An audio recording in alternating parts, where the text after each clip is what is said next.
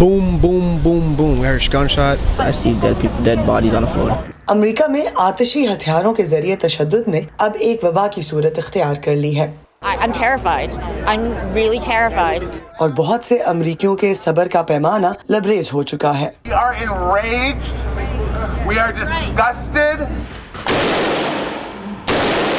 یہاں امریکہ میں گنز رکھنے کے حقوق اور اسلحے پر کنٹرول کے قوانین کے بارے میں تفریق موجود ہے. تاہم ایک اسکول، سپر مارکیٹ اور کمیونٹی کی ایک پریڈ میں شوٹنگ سے ہونے والی بڑی پیمانے پر ہلاکتوں نے کچھ ایسی ٹیکنالوجیز کو اجاگر کیا ہے جو ان واقعات میں ہونے والی اموات کو کم کر سکتی ہیں.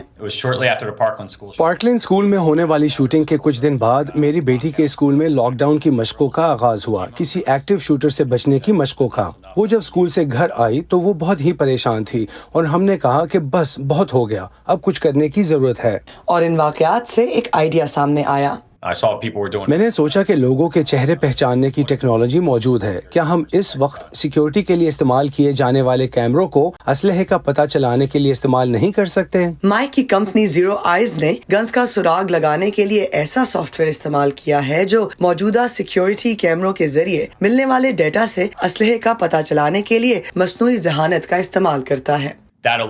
اس کے بعد فیلاڈیلفیا کے باہر واقع ہمارے زیرو آئی آپریشن سینٹر میں الرٹ بھیجا جاتا ہے، جہاں سال کے ہر دن 24 گھنٹے عملہ موجود رہتا ہے اور وہ جائزہ لے کر طے کرتا ہے کہ آیا یہ واقعی گن ہے یا نہیں، اور اگر وہ واقعی گن ہو تو پھر وہ الرٹ ہمارے صارف کو اور اس کے ساتھ ساتھ 911 کو بھیجا جاتا ہے. تو اس طرح ان کے پاس ممکنہ حملہ آور، اس کے پاس موجود ہتھیار اور اس کے جائے وقوع کی تصویر موجود ہوتی ہے. اس طرح کی صورتحال میں جلد از جلد کارروائی کے لیے یہ قابل عمل خفیہ معلومات انتہائی اہم ہوتی ہیں. اس سافٹ ویئر کو استعمال کرنے والا پہلا اسکول ریاست نیو جرسی کا ہے.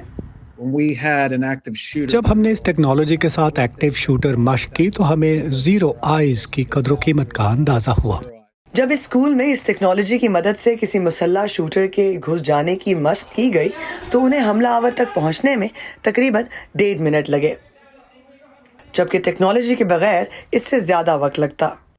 اس طرح کی صورتحال میں سب سے اہم وقت بچانا ہے جس سے جانی نقصان کم سے کم کیا جا سکے.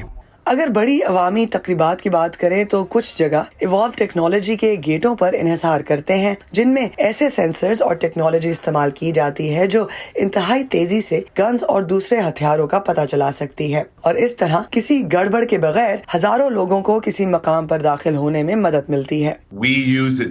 ہم مصنوعی ذہانت جیسی جدید ترین ٹیکنالوجی استعمال کرتے ہیں جو آتشی اسلحے اور فون کے درمیان تمیز کر سکے اور ان کا پتہ چلا سکے، یعنی ایسی اشیاء جو عام طور پر آپ ساتھ لے کر چلتے ہیں اور ایسی اشیاء جو حقیقی خطرہ ہوں. اس برس امریکہ میں اب تک بڑے پیمانے پر ہلاکتوں کا سبب بننے والی شوٹنگ کے 300 سے زیادہ واقعات ہو چکے ہیں.